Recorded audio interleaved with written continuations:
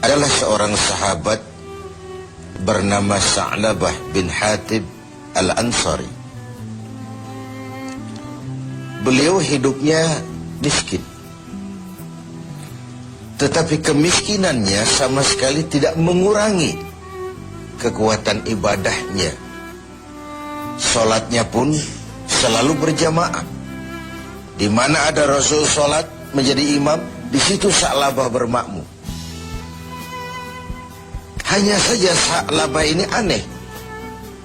Tiap selesai sholat langsung pulang. Tidak wirid, tidak zikir, tidak doa. Jadi kalau sahabat-sahabat yang lain selesai sholat Allahumma antas salam, Sa'labah ini malah Allahumma lantas jalan. Begitu setiap sholat. Sampai satu saat beliau ditegur oleh baginda Rasul. Sa'labah, labaika ya Rasul. Kau ini macam orang munafik saja. Tidak betah kau di masjid. Atau tidak pentingkah doa dan wirid itu menurut kau? Tiap selesai sholat, pulang. Salam, pulang. Kenapa begitu Sa'labah? Maafkan saya ya Rasul. Kenapa? Saya bukan tidak menganggap doa dan wirid tidak penting. Lalu, bukan juga tidak betah di masjid. Kemudian, kenapa kau terus pulang begitu? Saya ini keluarga miskin ya Rasul. Kain satu pun berdua dengan istri saya. Ketika saya sholat di masjid sini, istri saya di rumah nunggu giliran sholat dari sarung yang sedang saya pakai ini. Kalau saya pakai wirid dan zikir, istri saya tidak kebagian waktu sholat. Begitulah. Iya. Oh. Lalu bagaimana Sa'labah? Begini saja ya Rasul. Ini sudah kadung ditanya oleh Tuhan. Tuhan kan Rasul. Ya. Kenapa memang? Oh, Rasul itu kan doanya jarang meleset. Maksud kamu? Tolonglah doakan saya kepada Allah agar saya jadi orang kaya. Kalau saya kaya, sarung punya sendiri, istri punya sarung sendiri, tenanglah saya beribadah. Rasulullah senyum. Kemudian bilang, Sa'labah, saya ya Rasul. Kau kan orang Islam? Iya. Bagi orang Islam, contoh yang paling utama itu siapa? Ya Tuhan ya Rasul. Kau lihat saya kaya? Tidak. Lalu kenapa kau mau minta kaya? Begitu ya? Iya, sudah, pulang saja. Pulanglah Sa'labah. Esoknya ketemu lagi dengan Rasul. Gimana Sa'labah? Sudahlah Rasul, doakan saja supaya saya jadi orang kaya. Sa'labah, saya ya Rasul. Qalilun tuaddi syukrahu khairun min kasirin la tutiquhu. Sedikit kamu syukuri itu jauh lebih baik daripada banyak tapi kau tak kuat mengembannya. Sudah, pulang saja. Baik ya Rasul. Hari ketiga kemudian ketemu lagi dengan baginda Rasul. Kali ini sudah dengan tekad yang bulat. Bagaimana Sa'labah? Sudah ya Rasul. Sudah bagaimana? Sudah saya pikir. Lalu, iya sih syukur-syukur. Tapi kalau sarung satu dipakai berdua, sulit juga syukurnya. Sudahlah, doakan saja kepada Allah agar saya jadi orang kaya. Kalau saya kaya, saya akan sedekah, saya akan sholat berjamaah. Wal'ati kullazi haqqin haqqah, tiap orang akan saya berikan haknya. Pokoknya bereslah kalau saya jadi kaya nanti. Begitu permintaan Sa'labah. Didesak sedemikian rupa, akhirnya baginda Rasul mengangkat kedua belah tangan mendoakan Sa'labah. Allahumma razuk Sa'labah. Ya Allah, berikan rezeki kepada Sa'labah. Oleh baginda Rasul, Sa'labah dihadiahkan seekor kambing betina yang sedang hamil. Peliharalah kambing ini Sa'labah, mudah-mudahan bawa berkah bagi kau. Dipeliharalah kambing ini oleh Sa'labah sampai melahirkan 2 ekor sekaligus. 1 menjadi 3, 3 menjadi 5, 5 menjadi 7. Makin hari kambingnya makin banyak berkembang biak. Ketika kambing banyak berkembang biak, Sa'labah mulai kesibukan. Datang sholatnya mulai terlambat. Tadinya sebelum waktu sudah menunggu di masjid, sekarang imam sudah qomat baru dia datang. Lama-lama sholat 5 waktu pun tidak kelihatan. Jumat saja di masjid, itu pun kalau khatib sudah naik mimbar baru dia datang. Terakhir Jumat pun tidak kelihatan juga. Orang tanya, kemana Sa'labah? Sibuk keluar kota ngembala kambing. Ya wailah Sa'labah, sayang sekali, celaka Sa'labah. Sampai ketika turun kewajiban membayar zakat, alih-alih Sa'labah malah tidak mau mengeluarkan zakatnya. Sampai di zaman Utsman bin Affan, Sa'labah mengalami kebinasaan dan bangkrut kembali dengan seluruh hartanya. Pemirsa TV7, riwayat ini adalah sebuah potret bagaimana seorang Sa'labah diuji dengan kemiskinan, dia lulus. Tapi saat diuji dengan kekayaan, dia gagal, berantakan. Ketika miskin dia hamba Allah, setelah kaya dia pindah menjadi hamba harta. Sikap ini mencerminkan tidak istiqamah, tidak punya pendirian yang tetap dalam menjaga nilai kehambaan di hadapan Allah Subhanahu wa ta'ala. Bahwa isi hidup ini penuh cobaan, ujian. Quran sudah menjelaskan itu kepada kita.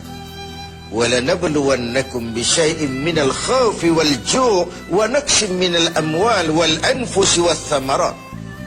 Dan pasti, dengan lamu taukid, وَلَنَبْلُوَنَّكُمْ, dan pasti kami akan uji kamu dengan sebagian kecil dari apa?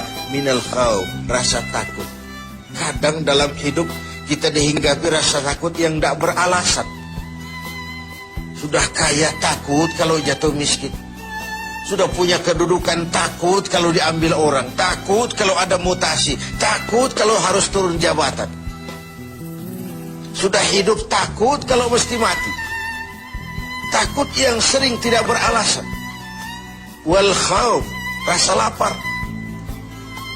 Secara makro, khauf dan ju' ini kan masalah hankam dan ekonomi, keamanan dan kemakmuran.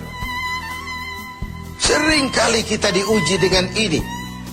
Hilangnya rasa aman, ekonomi gonjang-ganjing, ini mahal, itu mahal, ini naik, itu naik. Lapangan kerja sulit, persaingan hidup tajam. Apalagi sudah masuk pertengahan Ramadan ke atas, orang sudah konsentrasi, mau mudik lah, mau lebaran lah. Sehingga konsentrasi ibadah pun sering buyar. Tengoklah, pertengahan Ramadan ke atas ini, masjid-masjid separuh saja pun sudah bagus dia. Safnya semakin maju, artinya orangnya semakin kurang. Pemirsa TV7 yang berbahagia, ujian itu juga dalam bentuk wanaksin minal amwal, kekurangan harta, kehilangan, rampok, kecurian, wal anfus, kekurangan jiwa, kematian, wathamarat, kekurangan buah-buahan.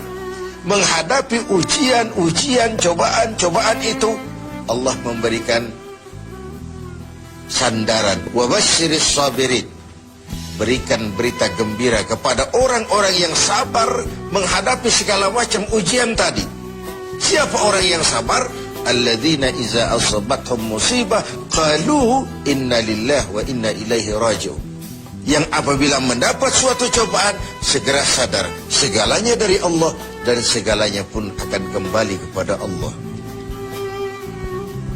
Ada baiknya kita angkat satu potret lain, potret Nabi Ayub alaihi salam.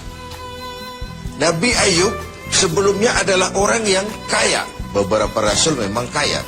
Binatang ternaknya banyak, sawah ladangnya luas, rumahnya bagus. Iblis tidak senang kalau ada orang semut-semut saja, jalan-jalan normal baik-baik saja. Iblis dilapor, Tuhan, hambamu yang namanya Ayub itu mau ibadah karena kaya dia. Coba kau kalau dia jatuh miskin, selesai ibadahnya itu. Allah bilang, Iblis, aku tahu Ayub itu hambaku yang ikhlas. Saya buktikan Tuhan, silahkan. Iblis pun turun ke alam ini menggoda Nabi Ayub.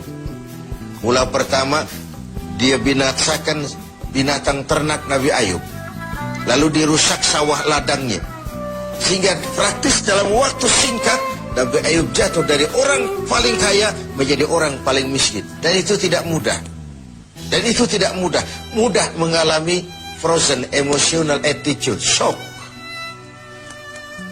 Sudah begitu, iblis datang menemui Nabi Ayub yang sedang ibadah di mihrab dalam masjid. Ayub, ya. Sedang apa? Ibadah. Menyembah Tuhan, menyembah Tuhan. Tahukah kau Ayub? Kenapa? Tuhan yang sedang kau sembah sekarang ini, dia sudah bikin miskin kau. Sawah ladangmu binasa, rusak, binatang ternakmu mati semua, dan kau sekarang jadi orang miskin. Ayub, buat apa lagi nyembah Tuhan yang model begitu? Dia sudah bikin miskin kamu. Nabi Ayub senyum mendengar itu. Benar, benar. Binatang ternak saya binasa, binasa. Sawah ladang saya hancur, hancur. Dan sekarang saya jadi orang miskin, miskin. Alhamdulillahilladzi a'tani wa akhaza minni. Segala puji bagi Allah yang telah memberikan harta kepada saya dan sekarang mengambilnya lagi. Tengoklah Nabi Ayub ini. Ketika binatang ternaknya binasa, sawah ladangnya musnah, bukan innalillahi wala alhamdulillahilladzi a'tani wa akhadha minni. Segala puji bagi Allah yang telah memberikan kekayaan kepada saya dan sekarang mengambilnya lagi. Allah yang memberi, Allah juga yang mengambil. Inilah yang disebut sikap istiqamah. Ibadah kita tidak bergantung kepada cuaca. Sebagaimana di awal tentang Sa'labah bin Hatib al-Ansari tadi. Dalam keadaan miskin, dia tekun ibadah. Setelah diuji dengan kekayaan, dia malah tidak karu-karuan. Karena itu penting bagi kita menjaga sikap istiqamah untuk tetap konsisten dan konsekuen sebagai hamba Allah dalam segala keadaan, dalam segala situasi. Sehingga nilai kehambaan itu mempunyai nilai yang istiqamah. Pemirsa TV7, semoga ibadah Ramadan membuat kita menjadi orang-orang yang istiqamah menghadapi ujian yang diberikan Allah kepada kita.